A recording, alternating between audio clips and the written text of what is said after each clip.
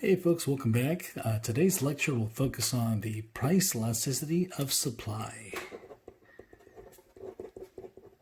So this is really similar to the demand, except now the perspective is from the producer's side. The good thing is the equation is denoted the same way. Big E sub P, now we have sub S for supply. And again, we have different equations we can use. We have the percent change in quantity or the percent change in price. We also have the equation we can use when we don't have numbers in percent format. And that would be the change in quantity over the change in price. And this equation can then be further extended using the midpoint equation where we take the average. So when we look at supply, we know that we have an upward sloping curve. So when we are to calculate supply elasticity, we will always get a positive value. And it makes sense. If you look at the price of any good, if the price of a good were to increase, as a producer, you are incentivized to produce more. Law of supply. So when you see a positive on the numerator and a positive on the denominator, you're bound to have a positive value. And the same thing is true. Let's say that now the price of a good is going to decrease. As a producer, you are now somewhat not interested in producing that good, because now how can you make profits if the price of the good that you're producing is now less? So as price decreases, producers are also going to produce less goods. Now we can see that we have a negative on the numerator and a negative on the denominator. And this still gives us a positive value. So again, if we were to look at one example of supply, let's take our example of Starbucks. Increases price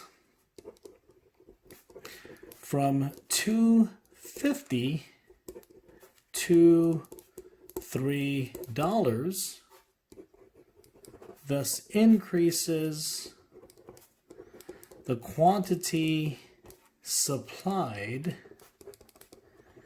from 100 cups to 300 cups of coffee. What is the price elasticity of supply? So remember that if we have numbers in percent format, we can use the percent change in quantity over percent change in price.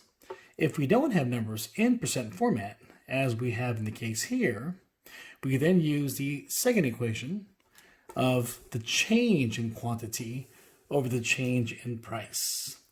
And now we can go ahead and write our equation. It is denoted as big E sub P sub S. And now we can find the change in quantity.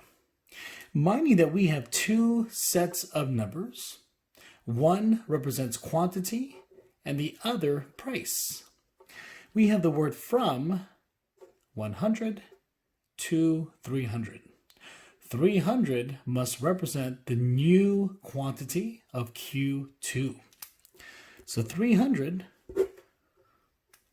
minus 100 parentheses over 100. And this is the change in quantity over the change in price, which we have price given. Again, from $2.50 to $3. $3 is the new price minus $2.50, the old price, over $2.50, the old price. And once we have the number set in our equation, we can just solve. For the numerator, we're going to have 200 over 100. And on the denominator, we're going to have 0.50 over 2.5. So once we know the actual numerator, which would be 2 over 0.2, we now have a final answer of 10. And notice that this 10 that we have is a positive number. And because this reflects the price elasticity of supply. So the final answer is going to be 10. We know that 10 is greater than 1. And so it is elastic.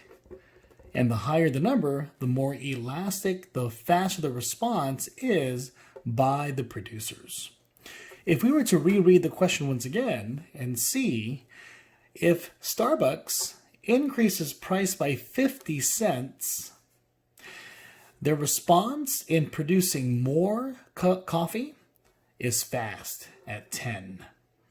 Now, in the real world, it might be kind of a challenge for producers to actually produce at this rate, because again, it does take time to have the supply chain correctly put together. So typically in the short run, it's much more of a challenge. But in theory, you could see the response by producers in producing more coffee is fast when there is a 50-cent increase in price.